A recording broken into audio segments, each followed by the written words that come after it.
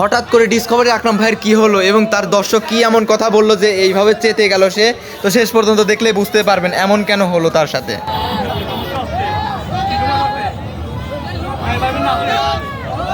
ঠিকই আছে, খাইতে পারবেন নাকি কেউ?